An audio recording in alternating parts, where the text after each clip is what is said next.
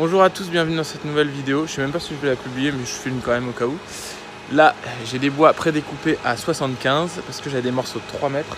Et mes clients, ils voulaient que je fasse une rehausse de cette clôture. Ils voulaient avec un style comme ça, avec des petits morceaux de bois qui vont venir se plaquer contre. J'ai ça que je vais fixer sur les poteaux. Comme ceci. Paf! Et après, de chaque côté, il y a les tasseaux qui vont se placer. Et après, je viendrai visser les planches pour qu'elles soient à différents niveaux. Il y a le bruit parce qu'il y a le groupe électrogène.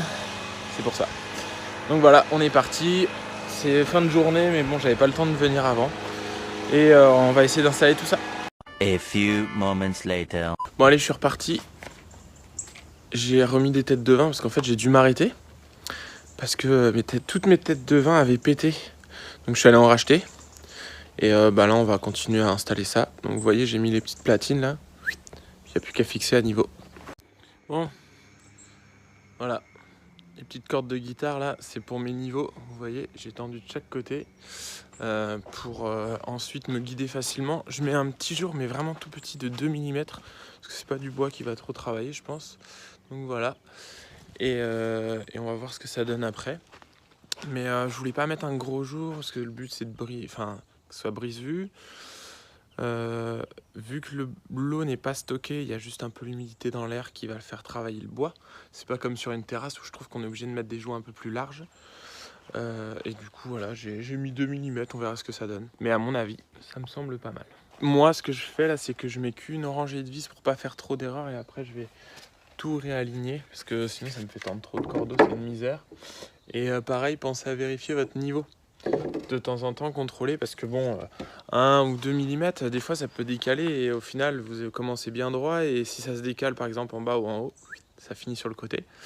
Donc voilà, pensez à ça et vérifiez au niveau. Moi je continue, j'en ai encore pour 1 heure je pense. Bon et bien voilà la petite rehausse de clôture de fini. Donc j'avais replacé des cordeaux tout le long, j'ai oublié de vous montrer pour à peu près rattraper les niveaux. Donc là on avait que des morceaux de 75, les lames elles faisaient 4 mètres, des lames comme ça, de la 22-120 il me semble, donc 12 de large et 22 d'épaisseur, donc pas très épais.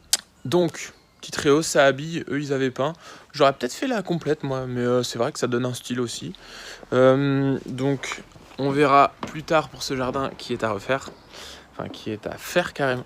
Donc vous voyez, pour ce genre de clôture, il y a 10 mètres linéaires. En tout, les découpes, les fixations et la mise en place, ça a dû me prendre 4-5 heures à peu près. Donc voilà, c'est pas très compliqué à faire, même vous pouvez le faire je pense.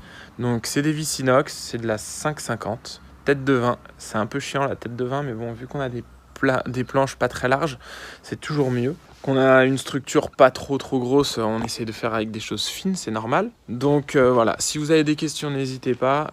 Moi, je continue encore et je vais partir quelque part là bientôt, mais pour autre chose, pour le surf, parce que je fais du surf à fond. Donc si vous avez des questions, si vous avez besoin d'aide, d'accompagnement, n'oubliez pas, je suis toujours là pour vous aider. Je vous dis à une prochaine. Ciao!